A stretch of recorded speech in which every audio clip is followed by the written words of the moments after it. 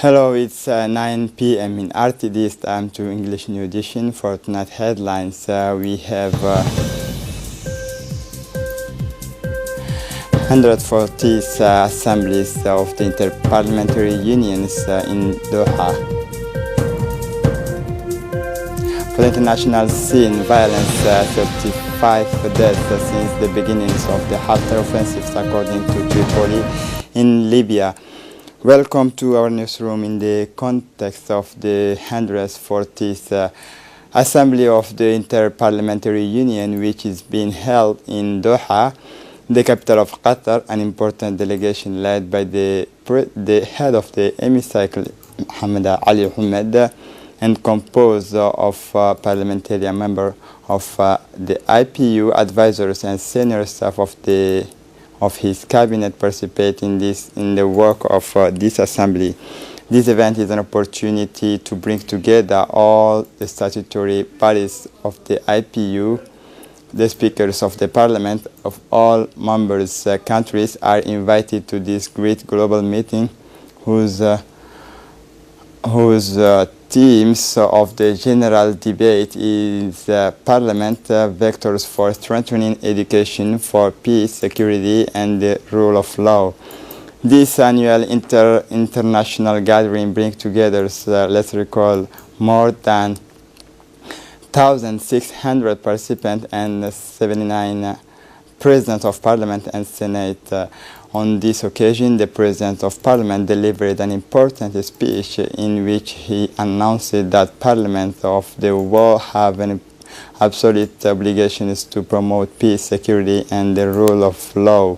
He also emphasized the unwavering support of the President of the Republic of Djibouti for the defense of the Palestinian causes, which constitute a major concern for the Parliament of the member states of the Arab League.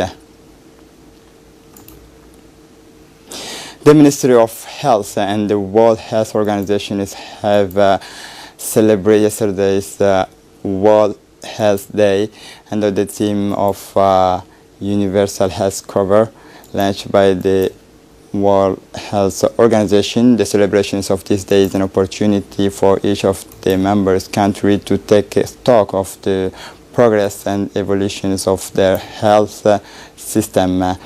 To this end, the Minister of Health, Dr. Jamal Al-Maukiye, offered Sheraton's gala dinners to health staff in all categories to celebrate together this anniversary event for the family of health. Like WHO representative Dr. Ahmed Zwitan, several representatives of international organizations and technical partners were also present. Among the guests, the images of International Organization for Migration, the Monetary Bank, UNAIDS, UNICEF, World Food Program, the European Union, in a festive and fraternal atmosphere. The highlight of the evening is reached at the times of award ceremony for health staff awarding by their peers, whether they are doctors, nurses, and stretchers bearers, or even surface technicians. All the nominees have been chosen for their dedication and professionalism in their respective role.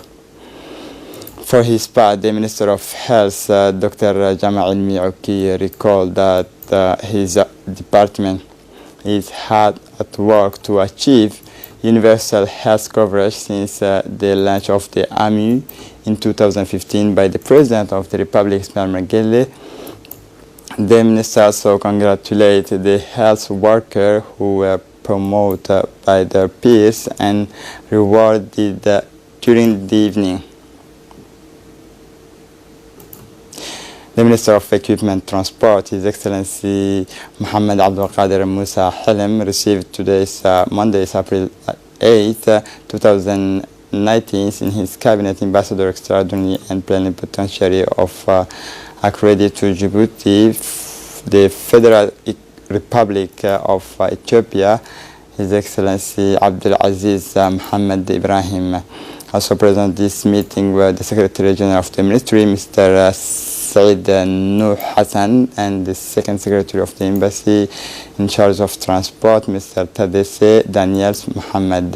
This visit of the ambassador comes as part of his hours of working visit to the various sectoral ministries of the Republic of Djibouti. The discussion is focused on cooperation between the two sisters countries, and more specifically in the sectors of road, railway and air transport. The Minister of Equipment Transport, Mohammed Abdul Qadir Musa Halim, assured to the ambassador of the constant unwavering support of the Republic of Djibouti to the sisters Republic of Ethiopia, and this is in all areas of cooperation.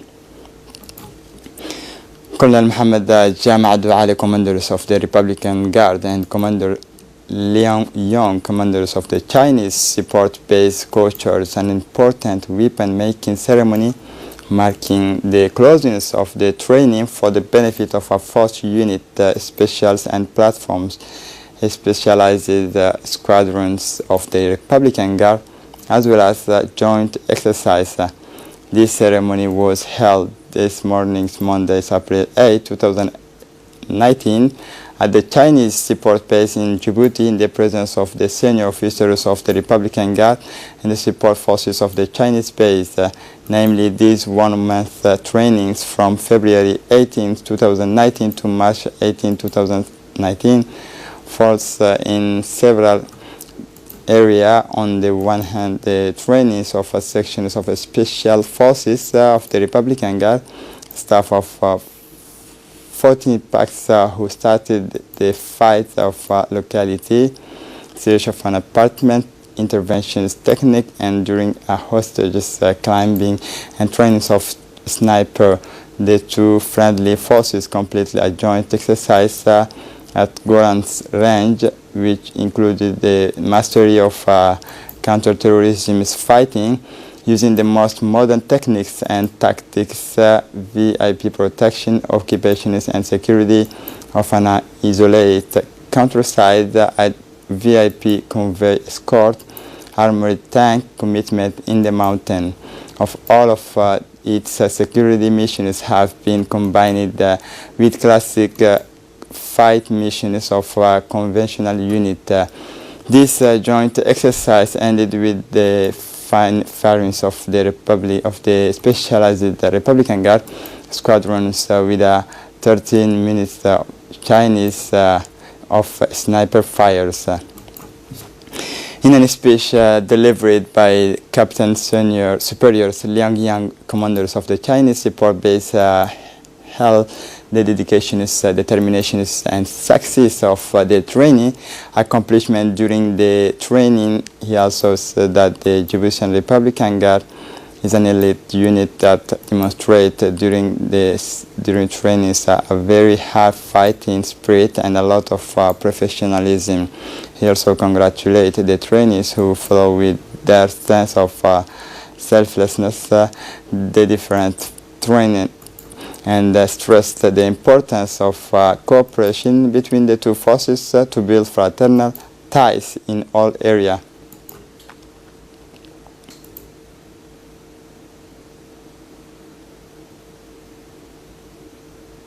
For his part, Colonel Mohammed Jama' Douale, commanders of the Republican Guard, in his address took this opportunity to express once again his satisfaction to see the quality of Sino-Djiboutian cooperation in defense and security, and recall that during this month of training, the trainees of the Republican Guard were well familiar with the procedures of executions of the various missions of the special forces.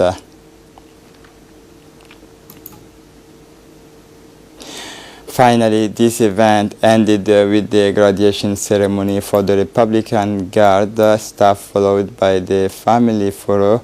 It should be noted that this bilateral cooperation aimed to deepen the strategic partnership between the two forces in order to better understand the technical characteristics of weapons, equipment, control structure, command, as well as acquiring the skills and file tactics necessary for both parties to carry out various missions. As is customary, the two commanders, Colonel Mohammed Jama'a Douale and the seniors, Captain Liang Yang, proceeded to the graduation ceremony, followed by the family photo. Under the patronage of the Chargé d'Affaires of the Saudi Embassy in Djibouti, Ibrahim bin Ishaq Al-Urani, the Islamic Institute of Djibouti organized last night a ceremony dedicated to the closing of the activities of the year 2018-2019 school years and the graduations of 30 promotions, 75 students, teachers for whom the school years ended, and the winners of the cultural and sport competition were also awarded. This evening took place in the presence of the director of the Sheikh Atiq bin Sulaiman at-Tirmizi, the director of Institute, officials of the Saudi Embassy in Djibouti.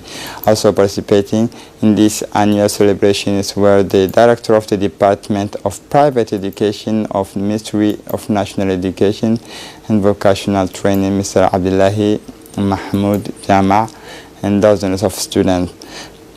The event, organized each year by the Islamic Institute, has been embellished with artistic activities reaching folk song and dances of Djibouti, as well as literary passages having aroused the admirations of participants.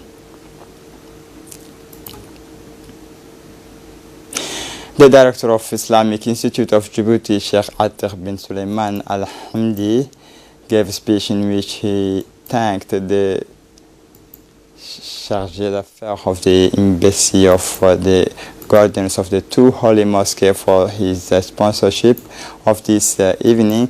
All congratulating students who have successfully completed high school. In his speech, he reviewed the effort undertaken by this prestigious building since its creation in 1981, following the will of the government of the guardians of the two holy mosques and the government of Djibouti. For the international scene, Libya's GNA forces announces counter-offensive to defend Tripoli. Listen to the report.